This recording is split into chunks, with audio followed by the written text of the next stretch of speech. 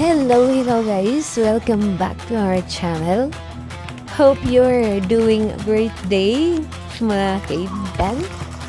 Another day, another topic na naman about Crossfire Rated. For today's video, sasagutin po natin yung mga nagtatanong tungkol sa keyboard mapping. Let's do this, guys.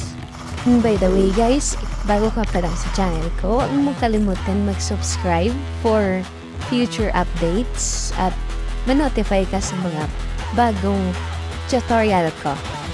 So, sagutin na po natin ang katanungan. Marami kasing nagtatanong tungkol sa keyboard mapping, guys. At ito ang common na tanong, if ang keyboard mapping ba ay nakakaban ng account sa Crossfire? Diretsyong sa dais is, opo, nakakaban po siya. Kasi isipin mo, compared sa ibang player na gumagamit lang ng mobile or screen para kontrolin yung game at no sugarcoating pa, lugi po ng mga mobile player compare po sa mga keyboard na player, and that's the direct po.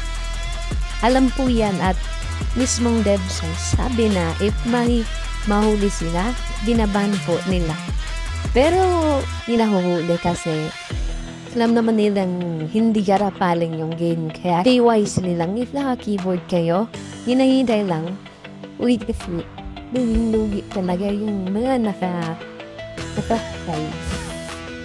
Yeah, hope na ganun yung tanong, yung sagot sa tanong mo. Isa pa pong common na ba, hindi na lang sa PC may PC naman, hindi na lang mag-PC. O dito, iba wala ng time po sa gusto na sa bahay lang o busy sa mobile na lang or tablet. And by the way guys, if hindi nyo magalaw yung mouse nyo, need nyo lang pindutin is yung mouse wheel button. I-click nyo yan. Mismong click po yan para ma-on and off yung console. Yun lang. And pasensya na guys kung medyo putol-putol po yung boses ko. Kasi may sipon at buo akong kaya bear with me lang po. So yun lang guys. Happy gaming and ingat. Good luck!